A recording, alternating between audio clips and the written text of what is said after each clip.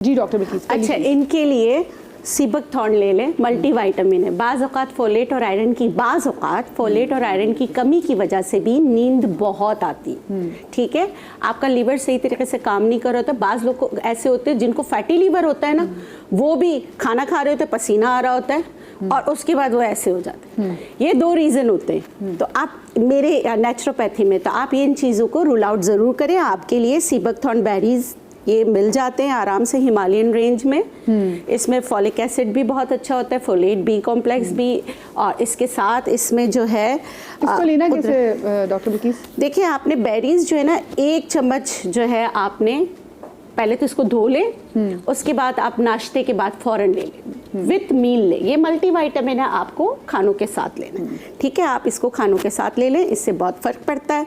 और दूसरा ये कि आपने क्या करना है, जिनको भी हार्मोन्स का इशू है, कोई भी अपनी जैसे लाइफस्टाइल आपने बदल लिया।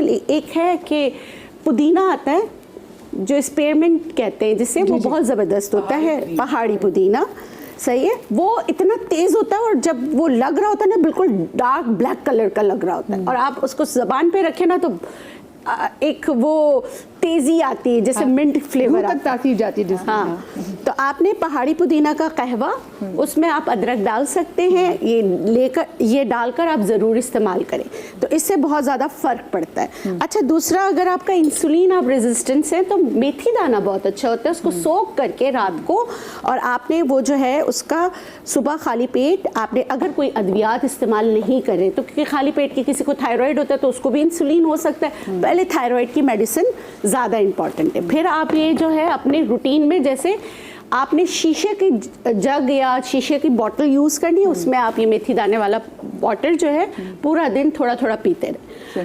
इन बिटवीन मील पिएंगे तो बहुत अच्छा होगा। दूसरी बात है, करेला, हम इसको बड़ा कड़वा बोलते हैं सब कुछ, लेकिन विटामिन सी भी इसमें बहुत अच्छा होता है। आपने करना क्या है, करेले के आपने चिप्स बना लेने। अच्छा, तल लें, तल के रख लें, खाना खा रहे हैं, खाने के साथ इसके चिप्स खा लें। ठीक है, तो इससे भी फर्क पड़ेगा। ठीक है, कड़वे नहीं होंगे? हाँ, कड़वे नहीं होंगे? नहीं, आप अच्छी, मैं आपको बताती हूँ। नहीं, इसका कड़वाहट के लिए बताती हूँ। खा ले 3-4। नहीं, कुछ भी नहीं, कीमा भर के खा लें तो ज़्यादा नहीं, विटामिन सी और प्रोटीन दोनों मिल गए। अच्छा, देखिए मैं आपको बताती हूँ। आपने इसको काटना है, थोड़ा सा इमली का पानी इसमें डाल के, जैसे इसको, और हल्दी के साथ कड़वाहट निकल जाएगी। इसकी प्रॉपर्टीज भी खराब नहीं होगी इमली और हल्दी से। उसके बाद इसको फ्रिज में रख दें, दूसरे दिन पकाएंगे तो आपको कोई कड़वाहट नहीं आएगी। डीप फ्रीज करते हैं। ठीक है, ये इसका तरीका है, और मैं बनाती हूँ तो मैं इसी तरह बनाती हूँ। इमली के पल्प में पहले इसको भिगो देती हूँ। फ्रेंच फ्राइज समझ के खाएं। हाँ, फ्रेंच फ्राइज समझ के खाएं, अगर आप हेल्दी रहना चाहते हैं। अच्छा, अब यहाँ है कच्चा पपीता जी, जहाँ आपकी छाइयाँ हैं और आपकी स्किन ऑयली है। आई रिपीट, छाइयाँ और स्किन ऑयली, तो आप इस तरह के, इसका जो मिल्क होता है ना वो लगाएं। वैसे इसका मिल्क जमा करके इससे बहुत अच्छी क्रीम बनती है जो आपकी स्किन को जो है पील ऑफ कर देती है।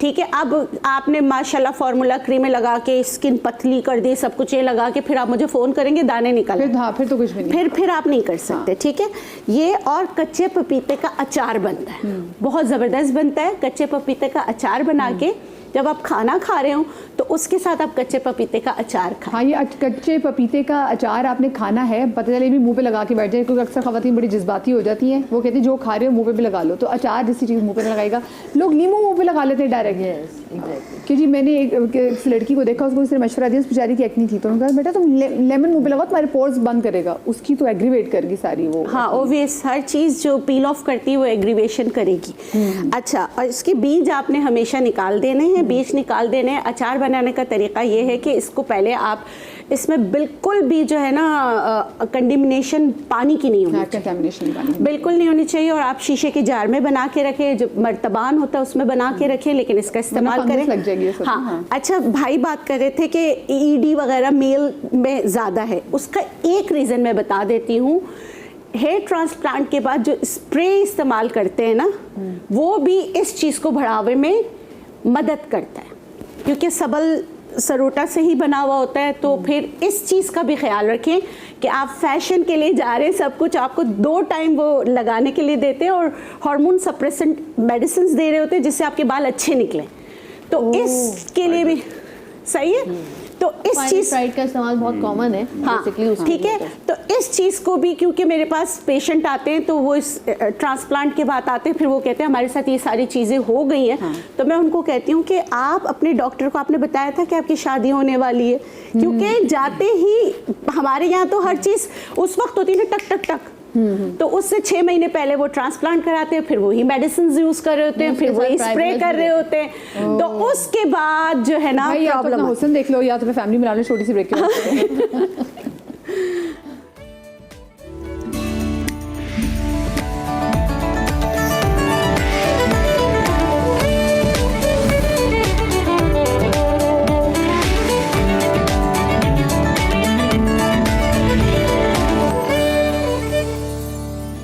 Welcome back after the break. और डॉक्टर बिल्किस इस वक्त हमारे साथ मौजूद है किचन काउंटर में। डॉक्टर बिल्किस, अब नेक्स्ट चीज़ क्या बना रहे हैं हम?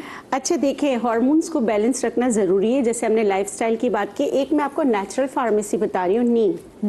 ठीक है, जितना आपका वेट है, मैं पहले भी बता चुकी हूँ, लेकिन ये बहुत अच्छी रेमेडी है। मेरे बहुत सारे पेशेंट को बहुत फ़र्क पड़ा है।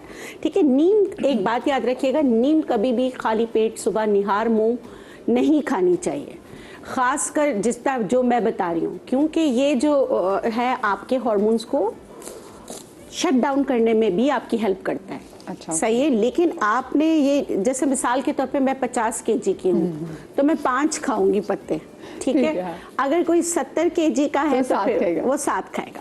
ये दोपहर खाने के साथ खाएं। अच्छा, कुछ लोग कहते हैं कि ये बहुत ज़्यादा कड़वा होता है। मैं आपको एक डेमो दे रही हूँ, मैं खाती हूँ और मुझे बहुत अच्छा लगता है। खाली पेट नहीं खाना, खाना जाएगा भी नहीं, खाली पेट नहीं हूँ मैं, कितना खाया है।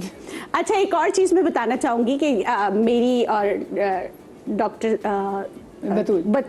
बतूल हमने ब्रेक में डिस्कस किया, और मैंने कहा था कि स्प्रे का, तो उन्होंने कहा इसका अभी तक कोई ऑथेंटिक वो नहीं आया है। हाँ। लेकिन अभी ये जो सबल के स्प्रे जो है, उसमें से बहुत सारी चीज़ों को निकाल के अब जो स्प्रे बन रहा है, उसमें ऐसी कोई चीज़ नहीं जो हार्मोनल इम्बैलेंस करे। लेकिन खाने की जो अद्वियात दी जाती हैं वो एडी ज़रूर पैदा करता है। ठीक है, तो मैंने कहा ये क्लियर कर दो।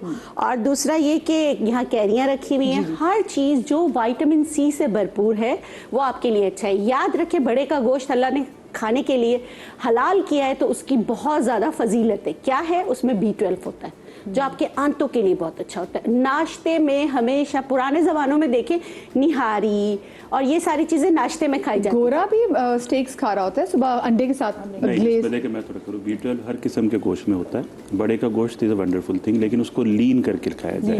उसमें चर्बी बहुत होती है। बड़े के गोश्त का प्रॉब्लम सिर्फ एक है कि चर्बी बहुत होती है। जैसे कोई गोरा चर्बी हटा दी जाए, बारीक सा वो स्लाइस से वो खा समझ आ गई। एग्जैक्टली, ये चीज़ें आप तल के खा रहे हैं तो वो तो चीज़ें खराब होंगी। अच्छा देखिए, लेस इज मोर। जब भी आप गोश्त खाएं, चर्बी हटा के खाएं, नमक, काली मिर्च, सिरका, इसके साथ आपने नाश्ते में कीमा जरूर खाना है। जिनको खून की कमी है उनके लिए बहुत अच्छा है। चाहे आप चबा रही हैं मुझे इस वक्त? मुझे बिल्कुल चबा रही हूँ, मुझे नहीं फर्क पड़ता क्योंकि इतना खा चुकी हूँ। और सब कहते हैं मैंने डॉक्टर साहब के पास जाके इंजेक्शन लगाया, अल्लाह की कसम नहीं लगाया। डॉक्टर साहब बताएं, लगाए? मैंने इंजेक्शन लगाया? नहीं, मैंने तो नहीं डॉक्टर साहब ने अगर बता दिया तो बोलेंगे डॉक्टर साहब बता देंगे, ज़्यादा ना पूछिए। नहीं, मुझे ये बताएं, जैसे हमारी वो कॉलर का फोन आया था, वो कह रही थी उनकी बेटी बहुत सोती है। तो मुझे तो लगता है, मैं अपने आसपास कुछ लोगों को देखती हूँ जो बहुत सोते हैं, मतलब अगला जिच हो जाता है, इतने सोते हैं। तो सोमनोलेंस ना एक बहुत इंपॉर्टेंट फैक्टर है, बहुत इंपॉर्टेंट सिम्टम है। ठीक है, 3 मेजर रीज़न होते हैं इसके। हार्मोनल की बात करें तो थायराइड, अगर किसी का थायराइड वीक है तो सुस्ती, थकन, नींद ज़्यादा आना, हर वक्त सोते रहना, that's one thing. Second, lifestyle. बच्चे रात को 3 बजे सोएंगे, 4 बजे सोएंगे, फिर वो सारा दिन सोते ही रहेंगे। तो मदर को लगता है कि शायद वो सारा दिन सो रहे हैं, लेकिन एक्चुअली वो रात को जाग रहे होते हैं। तो जब आप रात को जागेंगे तो सेकंड टाइम आप सोएंगे। तीसरा most important factor weight gain है। मेरा अभी एक पेशेंट आया परसों मेरे पास, वो बेचारा ड्राइविंग करते करते सो गया, उसका एक्सीडेंट हो गया।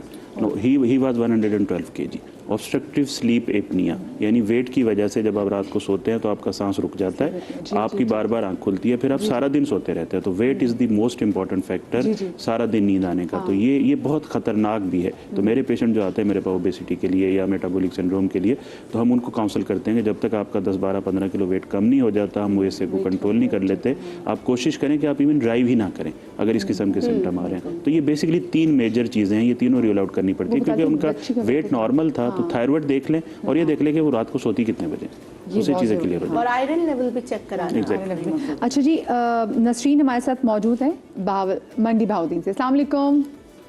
वालेकुम सलाम। जी नसरीन, कैसी हैं आप? ठीक हैं जी शुक्र अल्हम्दुलिल्लाह, आप कैसी हैं? अल्लाह का शुक्र, बिल्कुल ठीक। क्या पूछना चाहेंगी? जी मेरी ना छोटी बहन है, तो उसको ना डेट का इशू है, 19 साल उम्र है उसकी। तो उसको डेट जो है ना हर 2-3 महीने बाद जाके आती है, अच्छा तो उससे थोड़ा उसको मोटापा भी हो रहा है। अच्छा, आपने वैसे किसी डॉक्टर को दिखाया अपने आसपास? नहीं अभी तक किसी को नहीं दिखाया। अच्छा, और ये कब वो से मुझे आपने? कह रही थी कि बाजी आप आए तो फिर चलेंगे किसी डॉक्टर के पास ना मेडिसिन लेने। अल्लाह मैंने अल्लाह। कहा चलो ठीक है मैं आऊंगी किसी दिन। और ये कब से चल रहा है उनके साथ? ये तकरीबन 6-7 महीने से ऊपर ही हो गया इसको। 6-7 महीने से, और आपने इतना टाइम लगा दिया। हाँ अच्छा उसने देखिए, ना मुझे तकरीबन 1 महीना पहले बताया है। अच्छा देखिए, अब हमारे पास जो है वो इतने प्लेटफॉर्म्स मौजूद हैं। अगर आपका नहीं आना जाना होता तो आप ऑनलाइन कंसल्टेशन कर सकते हैं। ये कि अगर आपका कहीं किसी डॉक्टर से राब्ता नहीं, तो अपने किसी भी प्राइमरी केयर फिजिशियन के पास जाएं। अगर जाने का मसला है तो आप टेली हेल्थ के थ्रू किसी भी, अगर आपके शहर में ये फैसिलिटी मौजूद है तो इसके लिए कुछ टेस्ट होंगे जो आपको करवाने होंगे। जब आप मॉलिज के पास जाएंगे जिसमें उसका अल्ट्रासाउंड है, आपका कुछ हार्मोन्स चेक होंगे, वो सारा आपको मॉलिज बताएगा, आपका टेस्टोस्टेरोन, इंसुलिन, फास्टिंग, ग्लूकोज, ये सारे टेस्ट करवा के उनके रिपोर्ट्स लेके आप किसी प्राइमरी केयर फिजिशियन के पास जाएं। अगर आपके शहर में फैसिलिटी, प्राइमरी केयर की फैसिलिटी मौजूद होती है और अच्छा प्राइमरी फिजिशियन उसको ट्रीट कर सकता है। लेकिन अगर ऐसी फैसिलिटी नहीं है तो आप गायनाकोलॉजिस्ट या एंडोक्राइनोलॉजिस्ट दोनों की फैसिलिटी को यूज़ कर सकते हैं। तो सबसे पहले तो आपका घर में बैठना जो है, ये एक तो टाइम आपने ऑलरेडी बहुत ज़ाया कर दिया और छोटी बच्ची है, तो इट्स बेटर कि आप किसी मॉलिज को फौरी तौर पे दिखाएं।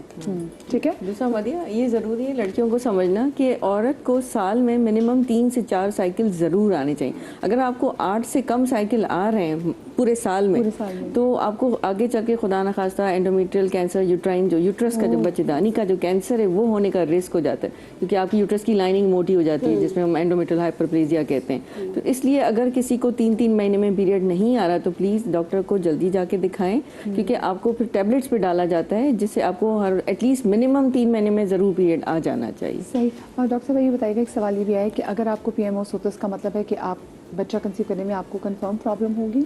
नहीं, देखो कंफर्म प्रॉब्लम नहीं हुई। जैसे हम सुबह से बात कर रहे हैं कि आपने अंडरलाइंग प्रॉब्लम ठीक कर लिया, मतलब आपने अपना बॉडी का मेटाबॉलिज्म अगर ठीक कर लिया, आपके हार्मोन लेवल्स बेसलाइन नॉर्मल हो गए, आपने वेट लॉस अचीव कर लिया, अगर आपकी बॉडी का 5 से 10% वेट लॉस हो गया तो प्रेगनेंसी करने में इतना प्रॉब्लम नहीं होता। कुछ लड़कियों को, कुछ फीसद लड़कियों को हो सकता है कि एग्स बनने में प्रॉब्लम हो, तो उनको दवाइयाँ दी जाती हैं जिसमें दवाइयाँ दे के वो कंसीव कर सकती हैं।